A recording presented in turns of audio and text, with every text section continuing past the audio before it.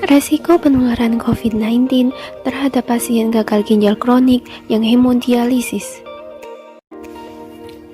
Coronavirus merupakan keluarga besar virus yang menyebabkan penyakit pada manusia dan hewan. Pada manusia, biasanya menyebabkan penyakit infeksi saluran pernafasan, mulai flu biasa hingga penyakit yang serius, seperti Middle East Respiratory Syndrome atau biasa dikenal MERS, dan Severe Acute Respiratory Syndrome atau biasa dikenal SARS.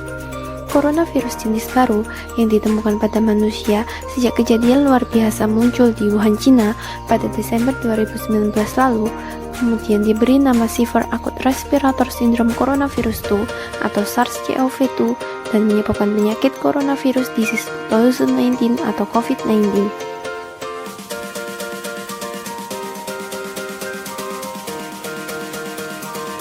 Bagaimana sih cara penularan virus corona? Cara penularan virus corona atau COVID-19 yaitu melalui tetesan air liur atau muntah dalam kontak dekat tanpa pelindung. Transmisi virus corona atau COVID-19 terjadi antara yang telah terinfeksi dengan orang tanpa patogen penyakit, tulis WHO dalam laporannya.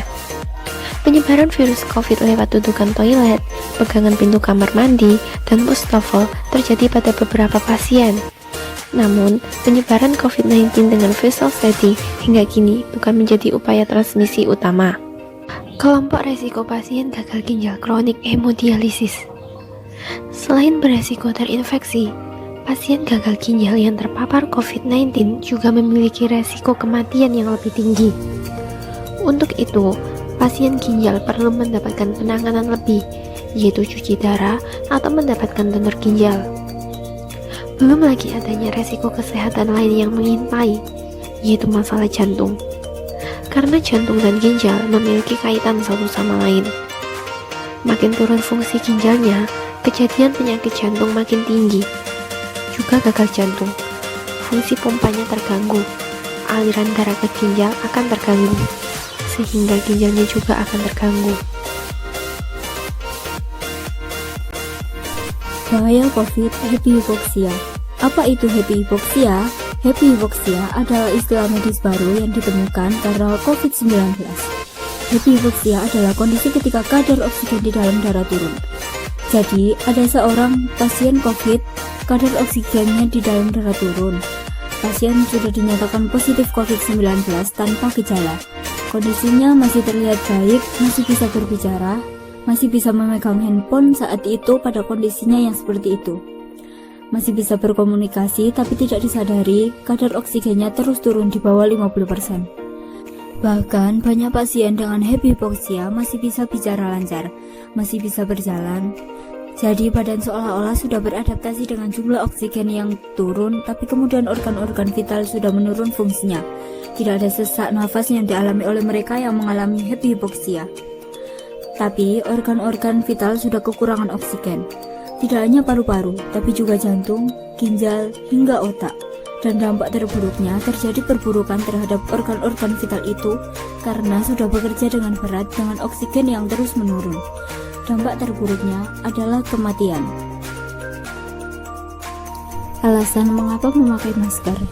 Karena masker secara fundamental dapat mencegah penyebaran COVID-19 dari kita ke orang lain melalui bersin, batuk, dan nafas. Masker mencegah hingga 95-100% persebaran dari mikrodroplets yang berpotensi terinfeksi. Jadi, ketika kita memakai masker, saya melindungi Anda melindungi saya. Alasan mengapa jaga jarak minimal 2 meter. WHO menyarankan untuk menjaga jarak dengan orang lain sejauh 1-3 meter, terlebih jika ada orang yang batuk dan bersin. Kenapa? Ketika seseorang batuk atau bersin, mereka menyemprotkan droplet atau tetesan cairan kecil yang keluar dari hidung atau mulut, yang mungkin mengandung virus. Jika Anda terlalu dekat dengan orang yang batuk atau bersin, Anda bisa menghirup droplet itu, termasuk virus corona jika orang tersebut positif COVID-19. Alasan kita perlu menjaga jarak adalah karena virus corona atau SARS-CoV-2, mikroba yang bertanggung jawab pada terjadinya pandemi COVID-19, dapat menyebar di antara orang-orang yang berdekatan. Secara teoritis, virus itu dapat bertahan selama 3 jam dalam tetesan cairan yang ada di udara.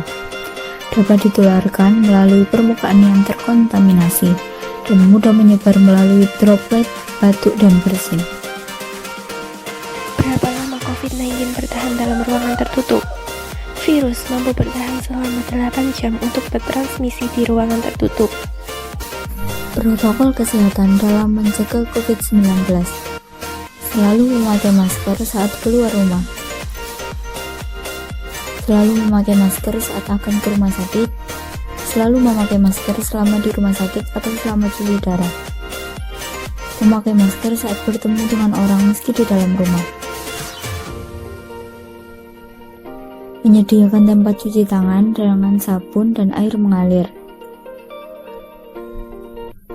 Langsung cuci tangan saat masuk rumah atau setelah keluar rumah dengan sabun dan air mengalir.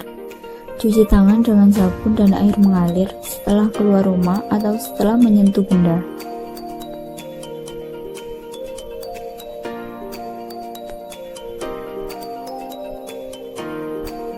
Membawa hand sanitizer saat keluar rumah.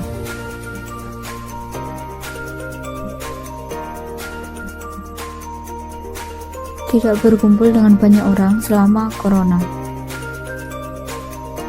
Tidak bersalaman saat bertemu orang lain atau kerabat. Tidak berpelukan saat bertemu orang lain atau kerabat. Tidak keluar rumah saat sakit gejala flu atau tidak enak badan. Sholat berjamaah dengan protokol kesehatan minimal 2 meter. Langsung ganti baju saat tiba di rumah atau setelah keluar rumah sebelum kontak dengan keluarga.